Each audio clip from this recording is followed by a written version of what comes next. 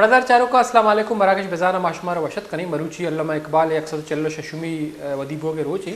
تو علامہ اقبال کہتے ہیں شاعر مشرق نامہ زانک ہوتا تو بر صغیر مسلمانانی واسطہ یک مزنی جد جدی کو تھا علامہ اقبال 1930 ہفتہ قائد اعظم نمدی نوشتہ کوتا یہ گشتہ گاں ہندوستان مسلمان کہستان مقصد سیاسی جد جد دی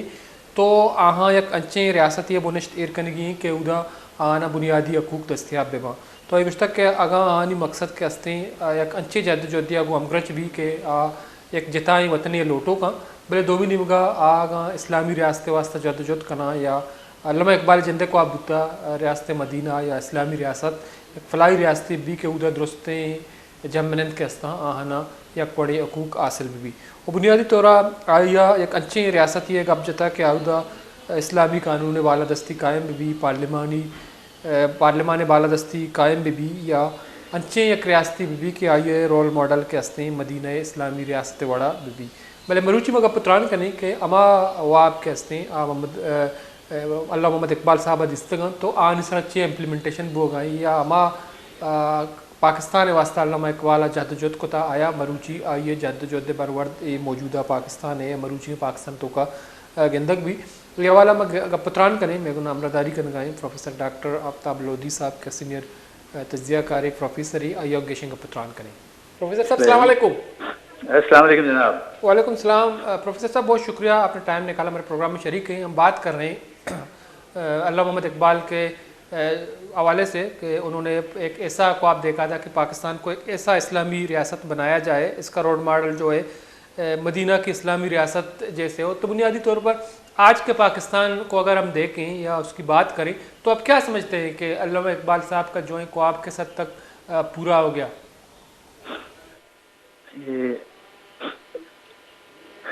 خدا کرے کہ علامہ اقبال کا خواب پورا ہو جائے. جہاں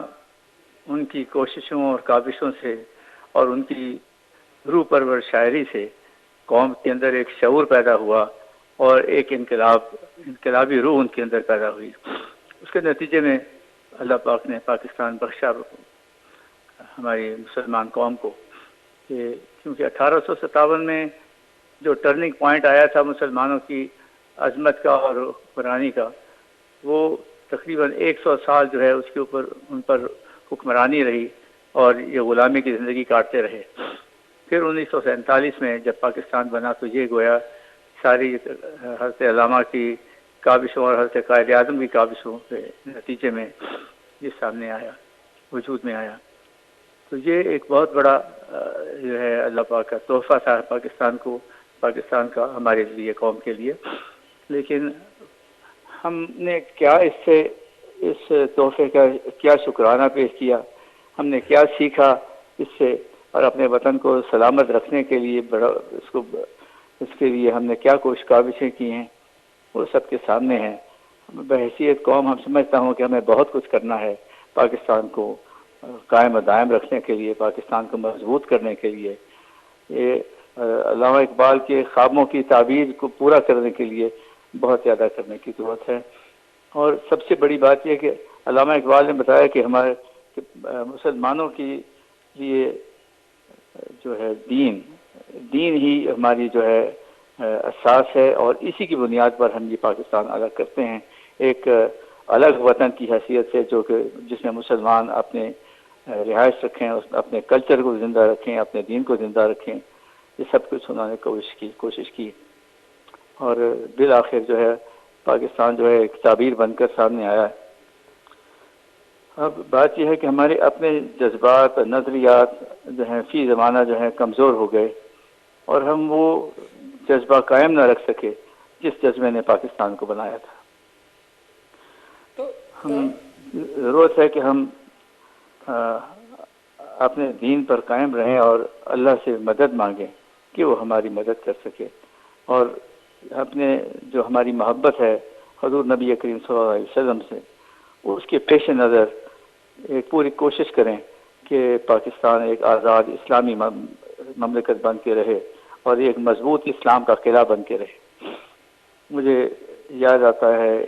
حضرت علامہ نے ایک نظم کہی تھی حضور رسالت مآب میں, کہتے ہیں کہ گراں جو مجھ پہ یہ ہنگامہ زمانہ ہوا, جہاں سے باندھ کے رخت سفر روانہ ہوا، فرشتے بزم رسالت میں لے گئے مجھ کو، حضور آیا رحمت میں لے گئے مجھ کو۔ کہا حضور نے اے اندلیب باغ حجاز، کلی کلی ہے تیری گرمی نوا سے گداز، جہاں رنگ سے تو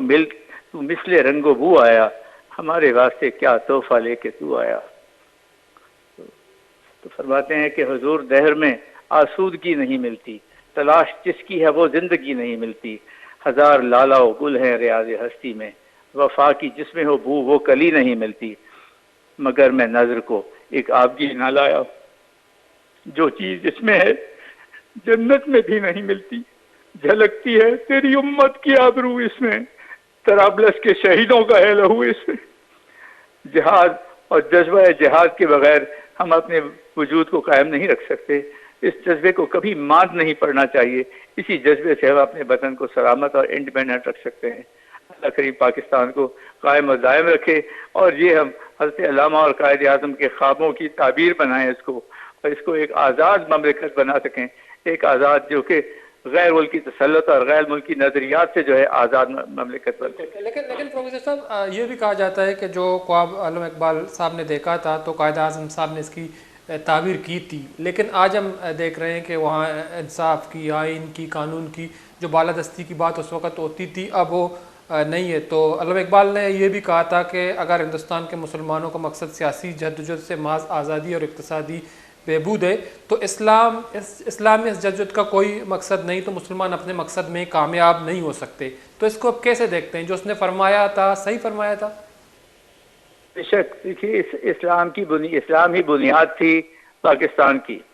یہ دو قومی نظریہ تھا کہ ہندو الگ ہیں، پاکستان میں مسلمان الگ ہیں، اور یہی ثابت کرنے کے لیے جو ہے پاکستان بنایا گیا تھا۔ اب فی زمانہ جو ہے حالات جو ہے ذکر گم ہو گئے ہیں، اور دشمن کی چالیں سازشیں جو ہیں وہ کامیاب ہوتی نظر آتی ہیں، جہاں وہ ہم کو پھر سے کمزور کر کے اور پھر سے ہم کو جو ہے لے جانا چاہتا ہے اسی مقام پر جہاں سے ہم نے پاکستان کا سفر شروع کیا تھا۔ تو پھر جو آج ہمارے حکمران ہیں ہم دیکھ رہے ہیں کہ وہ بات ہی تو کرتے ہیں، جیسا کہ عمران خان صاحب جب وزیر اعظم تھے تو ریاست مدینہ کی بات کرتے تھے، اس کا جو رول ماڈل ہے مدینہ کی اسلامی ریاست جیسی تھی، تو یہ خواب بھی علامہ اقبال صاحب نے دیکھا تھا۔ تو بنیادی طور پر آپ کیا سمجھتے ہیں کہ عمران خان سمیت جو جتنے بھی حکمران آئے تو کس حد تک ذمہ دار ہیں کہ انہوں نے اس نظریے کو، اس فلسفے کو جن کی بنیاد قائد اعظم یا علامہ اقبال صاحب نے رکھی تھی اس کو آگے نہیں بڑھایا، بلکہ ذاتی مفادات کو بہت زیادہ ترجیح دی بجائے اپنے بزرگوں کے نظریات کے؟ بے شک، قائد اعظم علیہ الرحمہ کے بعد جتنے بھی حکمران آئے ہیں وہ اس قومی نظریے کو آگے نہیں بڑھایا، انہوں نے اپنی ذاتی مفادات کے لیے جو ہے کوشش کی ہے، اور سب اپنے جو ہے لوٹ مار کیا ہے، قومی وسائل کا لوٹ مار کیا ہے، اپنی ذاتی جاگیریں بنائی ہیں، ذاتی املاک بنائی ہیں، اور کسی نے بھی پاکستان کو یہ یوں نہیں سوچا کہ یہ ہمارا وطن ہے اور اس کی حفاظت کرنا اور اس کو عظیم بنانا، اس کو طاقتور بنانا ہمارا مشن ہونا چاہیے۔ تو لیکن جو اصل چیز جو ہے کسی ملک میں، ریاست میں، وہاں انصاف کی بالادستی ہو، قانون، آئین سب کچھ قائم ہو، جب ایک پارلیمنٹ قائم ہوتا ہے ان کی جو سپریمیسی جو ہے ترجیح ہونی چاہیے۔ تو بنیادی طور پر آپ اس کو کیسے دیکھتے ہیں کہ ہمارے ملک میں اس پہ عمل ہو رہا ہے؟ اگر عمل نہیں ہو رہا ہے کیا اس کی وجہ یہی ہے کہ آج ہم پسماندہ ہیں، جیسا کہ آپ نے بھی کہا کہ جو دوسرے جو ریاست ہیں وہ ہم پر جو ہے مسلط ہیں، اس کی تسلط ہم پر قائم ہے، جس کی وجہ سے ہم غلام بن کر رہ گئے؟ جب بجلی کے بل کا یونٹ بڑھانا ہمیں IMF سے پوچھنا پڑتا ہے، جو کہ ایک ملک کے جو بڑے سرمایہ کار ملک کے جو ہیں وہ ماتحت ہے، کیا اس کی وجہ یہی ہے؟ جی بالکل صحیح ہے، ہم یہ اسلام سے ہم دور ہو گئے، اپنے مشن سے ہٹ گئے، اپنے وطن کو مضبوط کرنے کے لیے ہماری کوششیں ختم ہو گئیں اور بہت کمزور پڑ گئیں۔ اب یہ حالت ہے کہ ہماری اپنی سمجھے کہ ہماری سے کوئی نہیں ہے، ہم کہنے کو آزاد ہیں لیکن ذہنی طور پر اور جو علاقائی جو حالات کے طور پر ہم ذہنی اب بھی غلام ہیں، ہم اس سے باہر نہیں نکل سکے، اس غلامی سے باہر نہیں نکل سکے۔ تو جب تک ہم ذہنی طور پر آزاد نہیں ہوں گے اور اپنے وطن کو سلامت رکھنے کے لیے، آزاد کرنے کے لیے ہم جدوجہد نہیں کریں گے ہم اپنے مشن کو حاصل نہیں کر سکتے۔ تو پھر پروفیسر صاحب اپنے مشن کو کیسے حاصل کر سکتے ہیں؟ کیا تبدیلی لانا چاہیے؟ کس چیز پہ ہمیں نظر ثانی کرنی چاہیے کہ جو فلسفہ جو نظریہ تھا علامہ اقبال کا اس پہ عمل پیرا ہم کیسے ہو سکتے ہیں؟ کیا کس طرح کی تبدیلی کی ضرورت ہے؟ آج کل تو دیکھیے جو تعلیم مل رہی ہے بچوں کو اس میں وہ تقریباً لپ سروس ہے، عملی طور پر بچوں کو ترغیب نہیں ملتی۔ وہ جو ہے جو لوگ تھے، جو راہبر تھے، جو قوم کو جگانے والے تھے، قوم کو آگے لے جانے والے تھے، وہ آج کل نظر نہیں آتے۔ آج کل تو حالات اس قسم کے ہیں کہ لوگ سوچتے ہی نہیں ہیں، لوگ سوچتے ہیں بس ان کے اپنے جو معاشی حالات ہیں اس کی وجہ سے وہ مجبور اور بے بس ہوئے ہوئے ہیں۔ ہم کو ہر شخص کو، ہر پاکستانی کو یہ سوچنا ہے کہ ہم اپنے وطن کو کیسے مضبوط کر سکیں، اپنے بچوں کو تعلیم دیں، اپنے ماحول کو بہتر کر سکیں، اسلامی نظریات کا پرچار کریں، کیونکہ یہی بنیاد تھی پاکستان کی، اور ملک کے اندر یہ انصاف کی کوشش کرے، انصاف کی بالادستی قائم ہو۔ یہ جو ہے زبردستی اور دھونس کے ساتھ جو حکمرانی ہوتی ہے اس سے جو ہے کوئی ہم توقعات نہیں رکھ سکتے۔ بہت بہت شکریہ پروفیسر آفتاب لودھی صاحب، ٹائم نکال ہمارے پروگرام میں شریک رہے۔ مردہ چاروں کا پروفیسر آفتاب لودھی صاحب گپتران کنگا علامہ اقبال ودیبو کے روچ درگتا 146 آئیے ودیبو کے روچ مروچی دارک بتا تو آئیے فکر و فلسفہ سرا یہ نظریہ سرا یہ دستگی واب کے آئیے ایک انچیں پاکستان یہ واب دستہ کے اودا مسلمانہ ایک انچیں آزاد ریاست نصیبہ بھی کہ آنی جد و جہد محض آزادی اور اقتصادی بہبود مبی، بلکہ آئی جد و جہد مقصد کے ہستے ہیں ایک انچیں خود مختاریں وطوا کے یا آئین و قانون بالادستی ریاستی بھی کہ اودا امک مردمہ برابری بنیادہ اک حاصل بما بلے مرچی مگندے کے ملک کے فلسفہ یا مسلمان کے ہستاں آ مقصدہ کامیاب نبوتگاں یا آ مشن کے ہستے ہاں پشتہ دور داتا کہ آ مشن یا آ جہد و جہد آزادی و آپ کے ہستے علامہ اقبال ادستہ بریک ضروری پتاش میں عظمتہ ساڑی دن گشنگ پتران کریں۔